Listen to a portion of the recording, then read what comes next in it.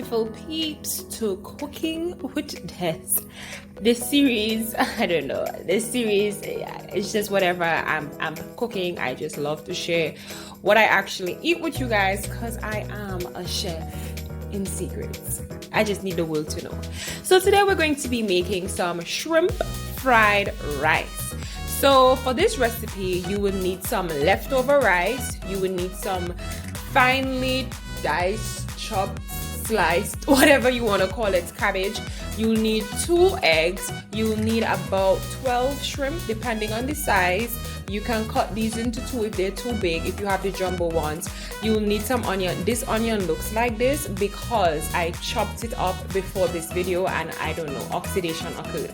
You will need some scallion, aka chive, and you will need, this is basil. Now I actually have my own herb garden on my balcony. If you don't and you don't have basil, you don't need to add the basil. It's just something I love to add.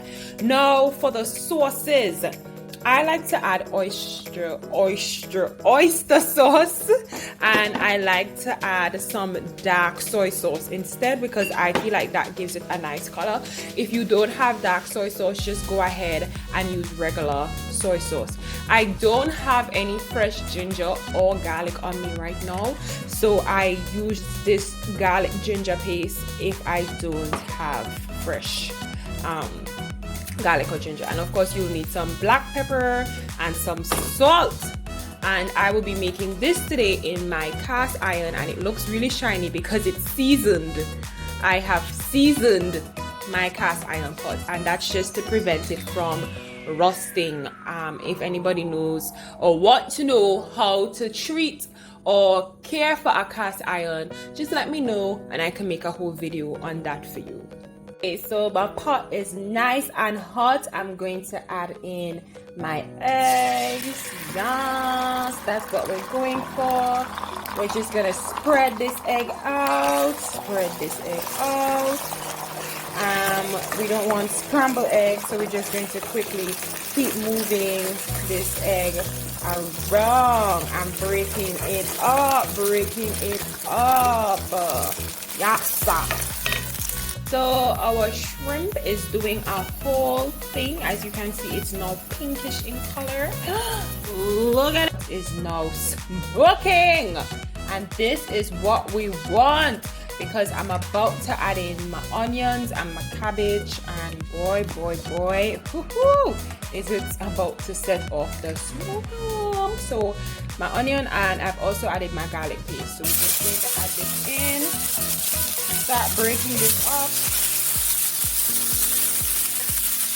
mixing it around, giving it a nice mix, making sure it's not burning, and then adding in the cabbage right away. Yes, and we want to really keep this going because we don't want it burning. But we want this pot to get nice and hot. If you don't have a cast iron, you can just use a frying pan. It's a real misconception that you need a wok to make fried rice. You don't. So you want to continue sauteing this until it gets nice and tender. So you can see I didn't add any water to this pot or anything like that, but it's definitely becoming tenderized. Look at that. Look at that goodness. Look at that goodness. So you definitely want to continue moving this around in your pot until it becomes nice and tenderized. Yes. Look at that. What we're going to start doing is adding back the rest of ingredients to the pot.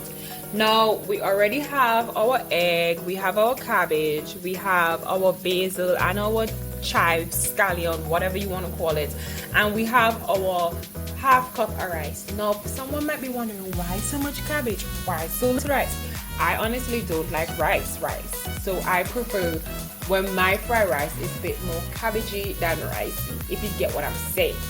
But I will be dropping the recipe in the description, and if you don't like so much cabbage, you can choose that option. If you like cabbage, then you can choose that option.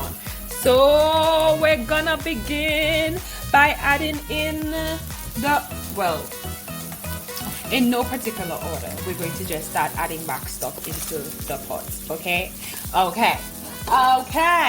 Well, since that the rice needs to actually be mashed up, like rice is flinging all over. Oh, Jesus Christ, why is this rice going all over the place? All right, we want to turn back the heat up on this and get this pot really scorching hot again. Now, it's very important that you use day-old rice. Oh my God.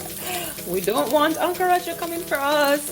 Just use day-old rice. So now my pot is actually starting to stick, which is quite fine, because when I add back everything else, then I add the sauces inside, it's going to be fine. It's going to be a-okay. Don't panic. Don't panic. So we're just going to add these things slowly into our pot. Hopefully it all fits. Okay. Then we're going to give this a nice mix. Mix. And while we're adding these things, we're just going to add the sauce one time. Ooh, yes. The sauce is what's needed to be glazed this pot. We're going to add in the greens and give this a final mix. Mix. And just like that, your fried rice is finito.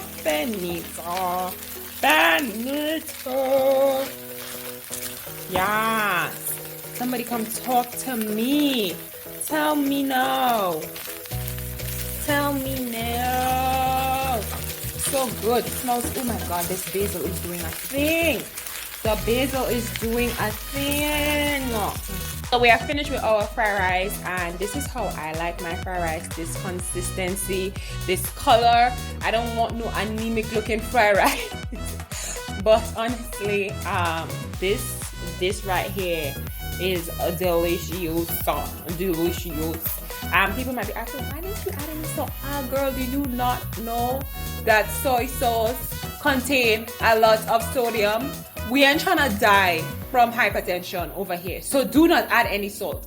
But if you want to add salt, you can add salt. But as I said, the recipe will be in the description below, so check it out. Thank you so much for stopping by, and this was Cooking with DEZI. Don't forget to like, subscribe, and to share with your friends. I'd like to add some cucumber wedges to my fried rice. Oh my God, I'm so excited. Ooh.